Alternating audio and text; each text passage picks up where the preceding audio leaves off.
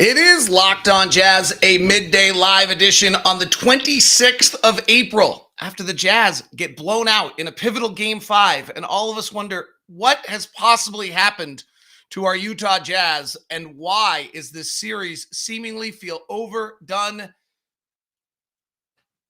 and horrendous. Okay, we'll try to do it together. We'll try to explain what's happened to the Utah Jazz. We'll console, and maybe we'll even scream. It's all coming up on today's edition of Locked On Jazz. Bum bum bum bum bum bum bum bum bum bum bum bum bum bum bum pow. You are Locked On Jazz, your daily podcast on the Utah Jazz. Part of the Locked On Podcast Network, your team every day. How are you? I'm David Locke, radio voice of the Utah Jazz, Jazz NBA insider. This is Locked On Jazz, your daily podcast on the Utah Jazz, giving you insight, expertise, geeky numbers, and hopefully making it way better to be a Jazz fan each and every day. That's really the purpose of today's show. I can dig in. I've got some numbers. I've got some explanations. I've not rewatched all of it. But really just to spend time together as a group, as we frankly have now had to have our second therapy session of this playoff series. And last night, we'll see, crazier things have happened, but last night certainly felt like an end of this season, and frankly felt like an end of a lot more than that for this team at this point, after all of its struggles, all of its scars, all of its pains, to be down 33 without really any excuse for it. Like, we don't have an injury. We don't have anything. We just got blown out in a pivotal Game 5 in a night where we couldn't make a shot against the Dallas Mavericks in a playoff matchup that was vital. The biggest picture, I would say, just two big picture comments to start. One is, and I probably have more than two. So let's go with three. One is all like heartache, frustration, emotion, and fandom that this brings to us. This is kind of why we're fans. Yeah, I'm with you. Like, maddening. Ron Boone called it embarrassing. The athlete in Ron Boone and Thurl Bailey last night after the game were so perturbed. I was almost like mesmerized by the story, frankly, which is kind of a weird one, but like how this has happened, what's happened, how it's evolved, how things that felt like they were heading in such a great direction feel the opposite. Like, kind of mesmerizing actually to me a little bit. I'll admit, that's where I was talking to Holly about that afterwards, like kind of the storytellers in us. The athletes were like perturbed. So all of the emotions and everything around it, I think are all fair. Here's my big picture take. Throughout the year, I kept asking all of the people that came in that were champions at some point in their career what they learned from the failures prior to the championship.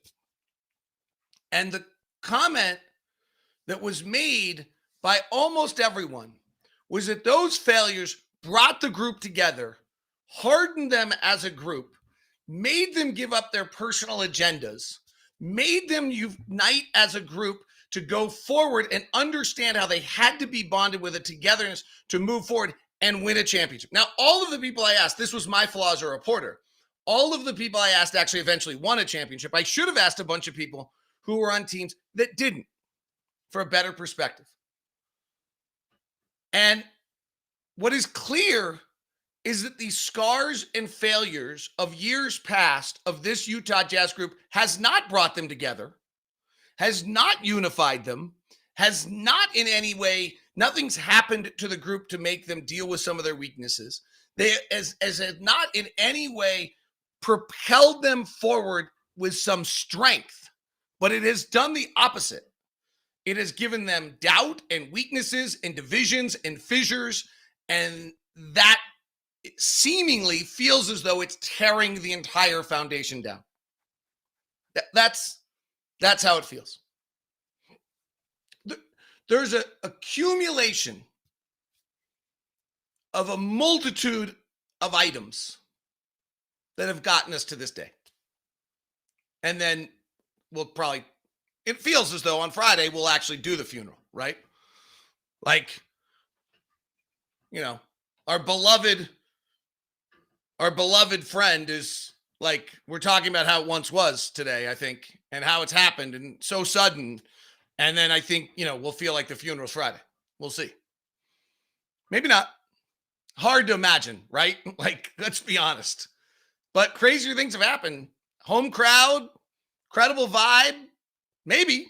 And Dallas, was in total control of their playoff series a year ago. But right now, so let me stop there.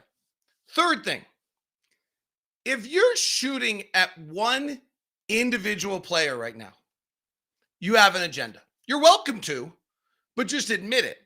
Like, if you're going after one guy in this group of Jazz players, be it Quinn Snyder, Justin Zanuck, Mike Conley, Donovan Mitchell, Royce O'Neal, Rudy Gobert, Bojan Bogdanovic, Dennis Lindsey, Ryan Smith, Gail Miller, I don't know, just like add in anyone, Kevin O'Connor, like, I don't care. If you're going after one person, you have an agenda. That's fine. You're welcome to have the agenda, but just admit it. Admit it, like that you want to bury that person individually for that purpose. Because this is not a one person item. There are things we can look at, and we have to be, I think we have to be, at least I feel as though we should be cognizant as we talk about this, that when we talk about the fact that Jalen Brunson is manhandling Mike Conley, that's a piece of the puzzle. That when we talk about the fact that Donovan Mitchell has been completely stymied by Dorian Finney-Smith and we can't get Donovan going, that needs to be a piece of the puzzle. The one that's interesting to me is I brought up fatigue as the number one thing that I thought would be the issue for game 5. And it was. The Jazz expended so much energy in game 4 to win that they had absolutely nothing in the tank for game 5. I mean, the shooting has to be that explanation. And Bogey clearly was on no legs after giving an unbelievable yeoman's effort. Unbelievable. The specifically to the game for a minute. So those are the big picture. Those are my big picture things. I'll get your comments, your thoughts, your questions here in a second. We're gonna. It certainly feels as though we're gonna walk up to game 6. We'll do game, and then it feels as though we're gonna be like digesting this for a while here together. So to sum it up, the last thing from a big picture standpoint that is just really, I think, the most surprising thing of the series, and maybe it's just this series, but if you went to the Dallas Mavericks right now and said, hey, by the way, the Jazz are folding and you can have their entire roster, who would you put into their rotation? How many players that we're playing make Dallas's rotation right now? Like, Dallas looks more talented than Utah right now out on the floor, which I don't think we expected when the series started. I think we understood they had the best player.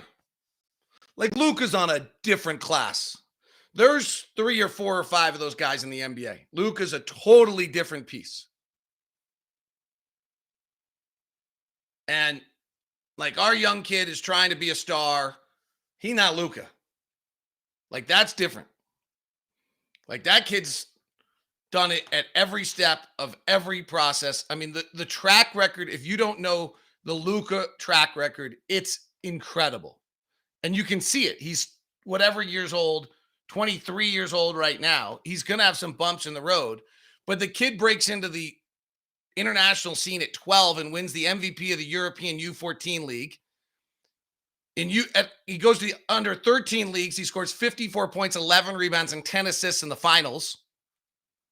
At 13, after that performance, he's at 12. That was in the under 13. So at 12, he does that. At 13, he signs as a pro. At 15, he's the MVP of the U18 league. At 16, he plays for Real Madrid. At 18, he wins the EuroLeague MVP. At 18, he wins the 2017 Eurobasket Championship. He makes his Olympic debut by dropping 48. He makes his NBA playoff debut by dropping 42. Like, he's on a different level. We don't have that.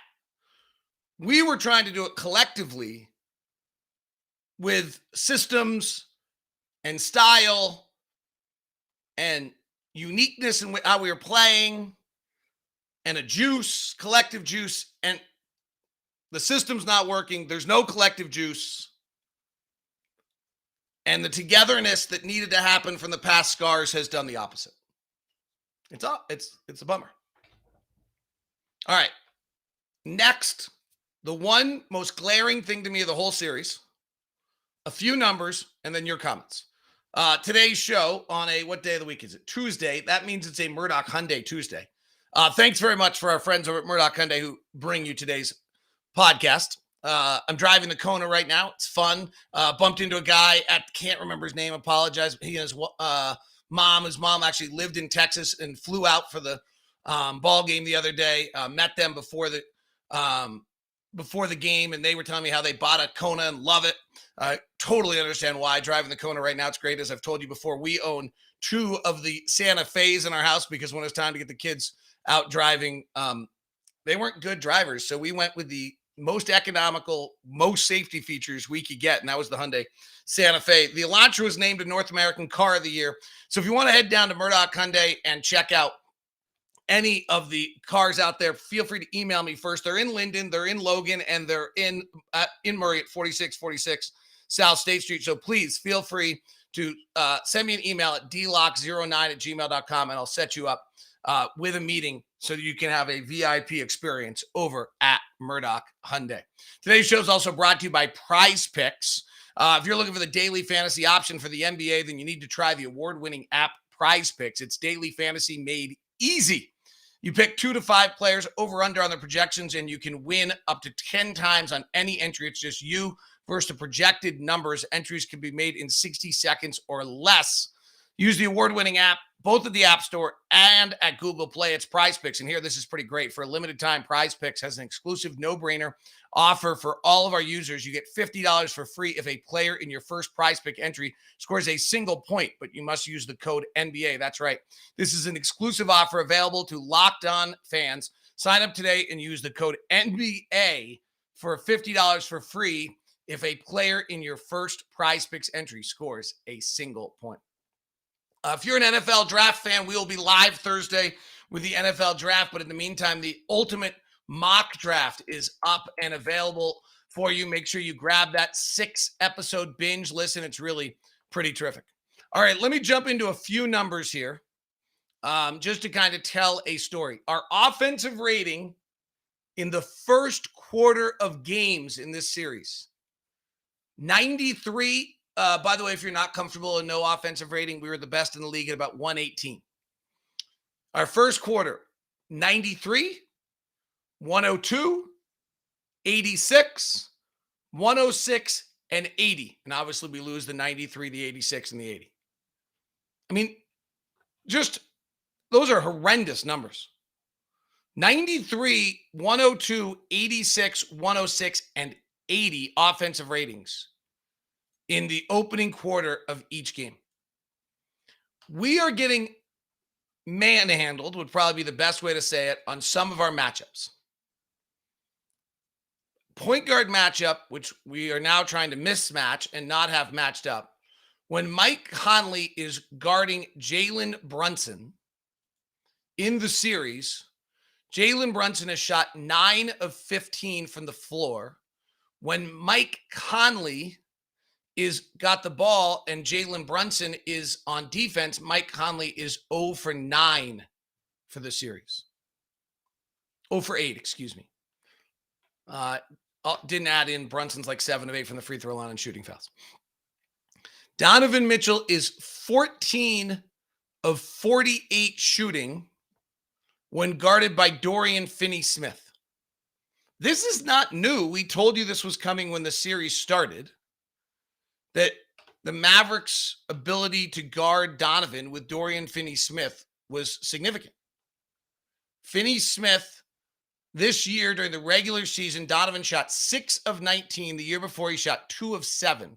So coming in, Donovan was 8 of 26. So Donovan is now 22 over the last 2 years. Donovan is now 22 of his last 74 against Dorian Finney-Smith. And he is 6, I'm doing the math as we speak, of 32 from 3. That's our best offensive player. They have an answer for him. That's our second best offensive player, and they have an answer for him. They're also switching everything, which means the pick and roll has not been great. The pick and roll, frankly, has not been great since March. The number one pick and roll combination in the NBA up to like March 1 was Donovan Mitchell and Rudy Gobert. Coming out of that COVID and stuff, they did not reconnect and have not been great since. Jordan Clarkson has been terrific in this series. One-on-one, hard playing, going after it. It's been great. We had 3-point shots yesterday. We made 3 3-point shots yesterday. They were from Juancho Hernan, in order, Daniel House, Juancho Hernan-Gomez, and Royce O'Neal. Now, Dallas is good. They're the third best team in the league, I believe, at denying the three from the above the break. And the fifth best team, they're the fifth best team in the league at denying the above the break three. They only allow 25% of shots. They're the third best team in the league at defending. Generally thought to be a little bit of luck. The case in point here is that the Jazz just have not been able to get that going at all. I don't know what other numbers I have for you. The last comment I have for you on the game is the bizarre part of the game to me is the Jazz open the game and they can't hit anything. Most of the shots other than 2 by Donovan are good shots. Donovan trying to get himself going, kind of forces a few off the bounce shots to try to get himself going. And the Jazz can't make a shot and they're down 18-9, getting doubled up. By the end of the quarter, they're actually right back in it at 24-18. And then they cut it to 30-28. Jalen Brunson misses a shot. They get an offensive rebound. Reggie Bullock misses a shot. They get an offensive rebound. And they get a third offensive rebound. They hit a 3. 33-28. And they bring in Hassan Whiteside. They bring in Donovan Mitchell. They bring in Bojan Bogdanovic. The game is still close. And then I don't know what happens. We get a nice Donovan Mitchell steal off a bad pass by Doncic, but we turn it right back over. Donovan commits back-to-back turnovers. Then Bojan turns it over. Clarkson makes a shot. Clarkson makes another shot. We cannot get stops at this point. Clarkson misses. Donovan misses a 3. Bojan misses a 3. And next thing you know, we're down 11, and Rudy comes back in. Rudy does the weird offensive goaltending play. Now Mike Conley comes in for Jordan, and next thing you know, it is 52-32, and the night is over. It's like it all ended right there. And it's weird because I actually felt while calling the game that the Jazz had endured what was going to be brutal and then didn't. And then Luka goes bananas and he was incredible. But that's what Luka, he's incredible. That was the task at hand. All right, let's go to some of your questions. Do you think, given he's healthy, Trent Forrest would be a key in the last 2 games, put 3-point shooters around him and Rudy and let him go downhill and he can guard Brunson? He would probably help. We're losing that point guard matchup pretty badly. I like Trent Forrest an awful lot. I think it's a testament to where the Jazz are right now that we're looking at Trent Forrest and thinking, like, Trent Forrest could really help us. Now, Trent Forrest is really much better than people realize, and against a switching defense, he's a really good penetrator, and if he particularly gets going to his right hand, he's going to be great. I was interested to watch him in a playoff where teams knew his preferences, like they can look at synergy and look at the numbers the same way I can and know what and watch film.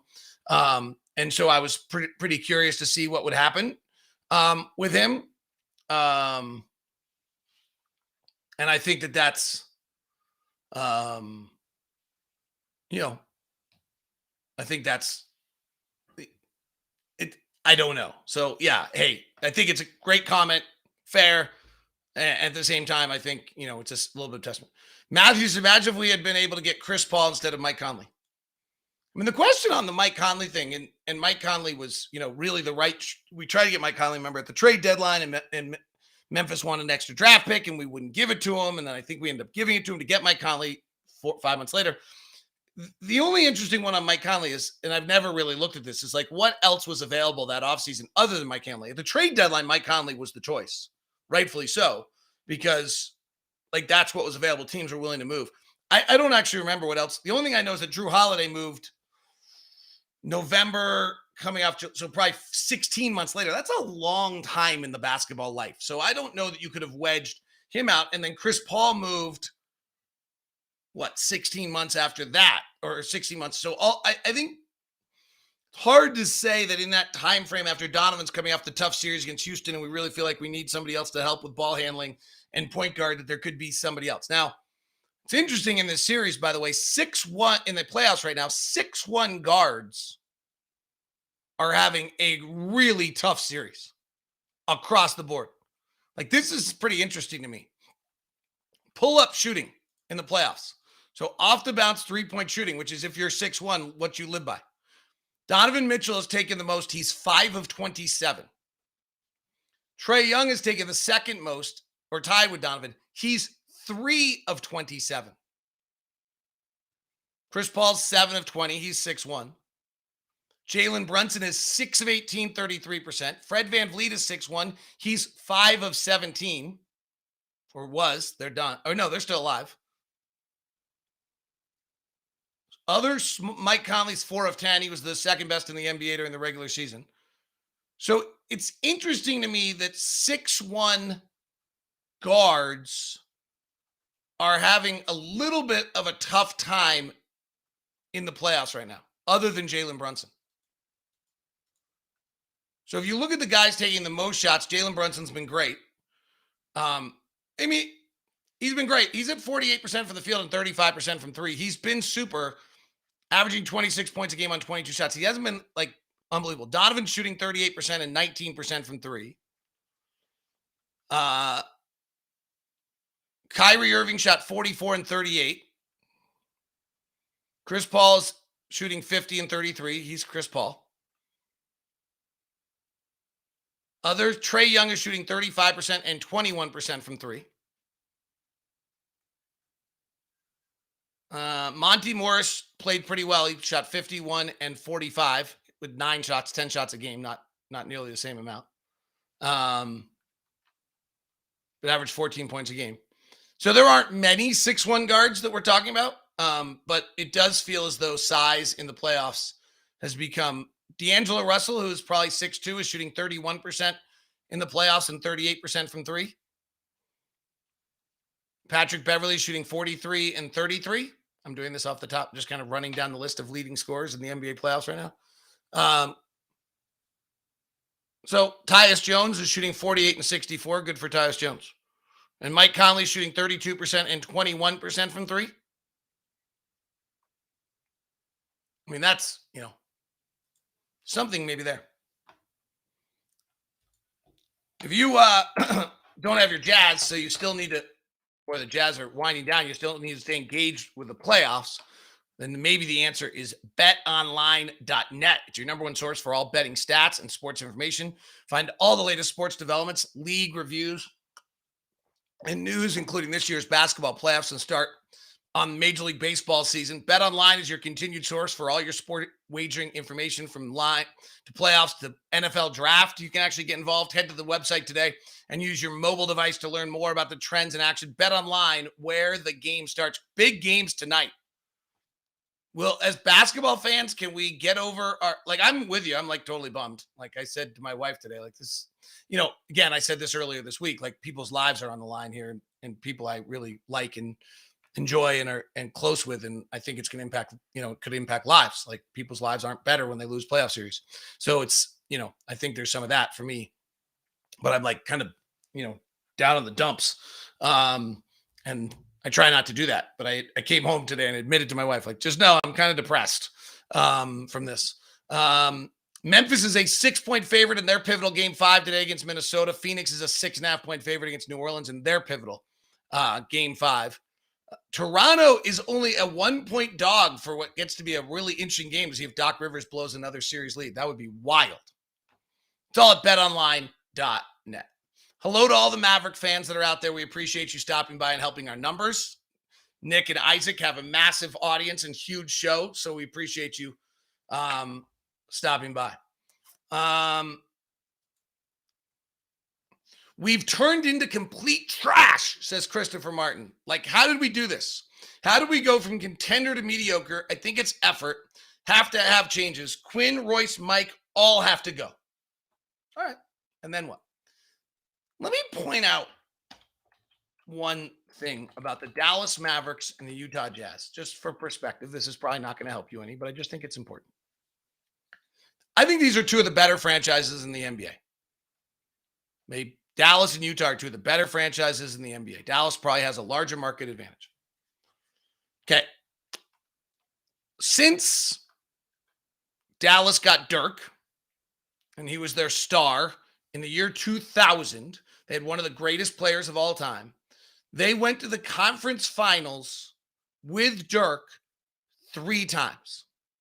Conference finals since the year 2000 in 22 seasons. One of the better franchises in the NBA has been to the conference finals 3 times.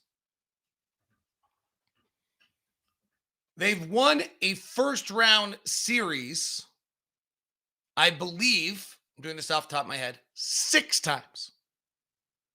They have not won a first-round series since the year 2011. And the last playoff series the Dallas Mavericks won was the NBA Finals against the Miami Heat. Wait, no, they lost that series. Who did Dallas beat? LeBron? Who did Dallas beat in 2011? No, Miami Heat. Yeah. Dirk gets them. Okay. So they've not won a playoff series since the finals of 2011. The Utah Jazz, who are a model franchise of the NBA, have been wildly successful for a small market, done amazing things, have been to the conference finals once since 1998. So 2000, same thing, once. We have won 7 years since 2000. In 22 years, we've won a playoff series. 6. My point on this is these are two of the better franchises in the NBA. Winning in this league is colossally hard. Crazy colossally hard. So I get the frustration, and going down 33 in game 5 sucks. But I don't think we're trash. I'm not sure I totally buy the you have to blow the whole damn thing up. Are we flawed? Sure. Are some of our pieces not having a good series? Yes. Do we have some problems? Yes. Were there some things that never have gotten addressed? Yes. Is there some things coaching wise that Quinn needs to do better? Yes. Do players need to play better? Yes. But complete trash and this God-given right that you're supposed to be winning playoff series and advancing is actually not true in this league. It's brutally hard.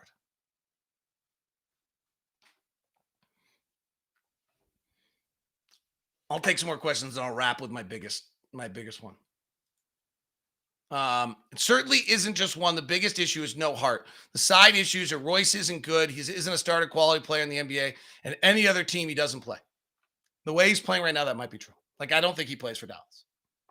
I'm not going to like something. I've said this, like, it's just something off. Like he's just, or he got old really fast, which would be really strange. There's so many comments coming in. I'm having a hard time. Luka being on a rookie deal until next year is a huge deal because, yeah, you're right. And they're going to have a hard time re-signing Jalen Brunson. That's all front office. Again, too many eggs in the Conley basket. Tony Bradley, Doak. We lucked out with Bogey that we were going to sign Mirotic. We would have gotten eaten up. We're too damn small. Okay? We were going to sign Mirotic. We got Bogey. That turned out to be great. I think we have 4 guys will be playing in the rotation. Conley, Don, Bogey, and Rudy. 2 and maybe 3 start for them. Don, Rudy, and maybe Bogey.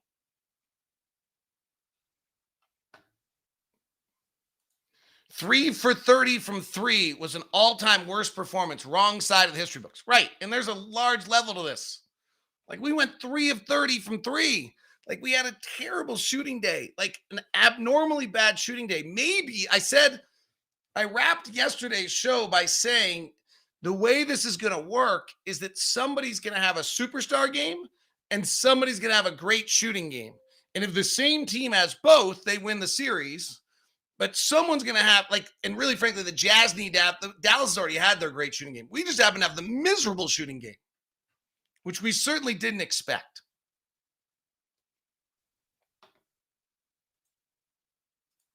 So that's a big deal.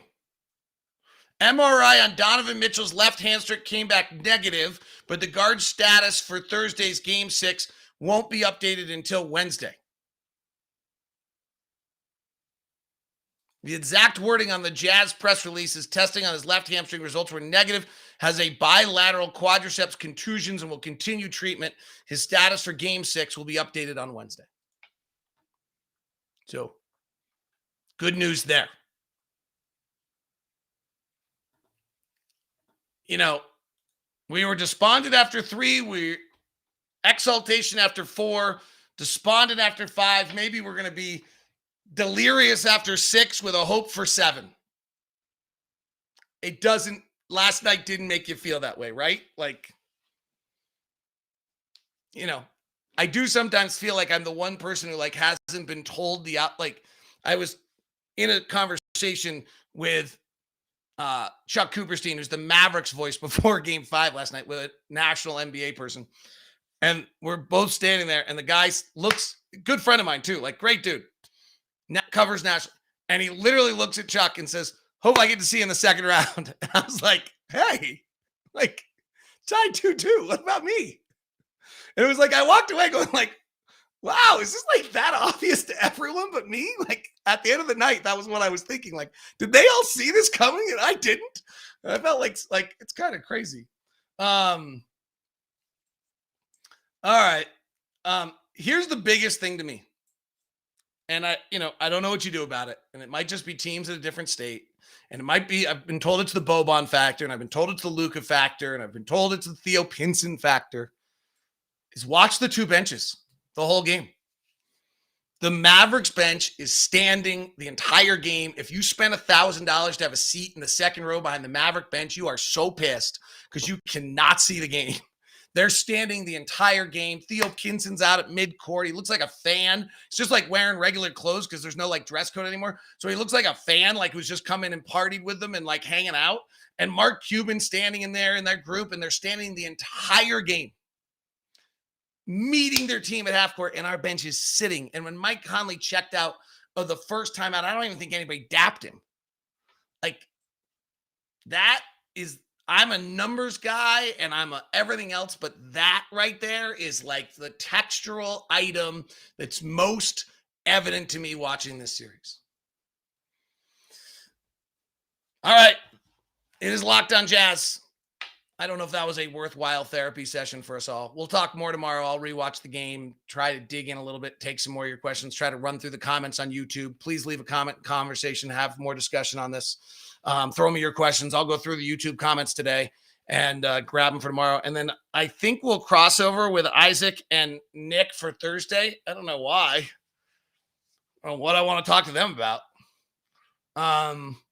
Who knows? Thanks to all the Maverick fans who stopped by. It's been a fun series from a social team aspect of things. Nick and Isaac are great. So this is Locked On Jazz, part of the Locked On Podcast Network. If you're an NFL fan, make your second listen to the ultimate mock draft. If you're an NBA fan, go hassle Locked On Mavericks in their chat room.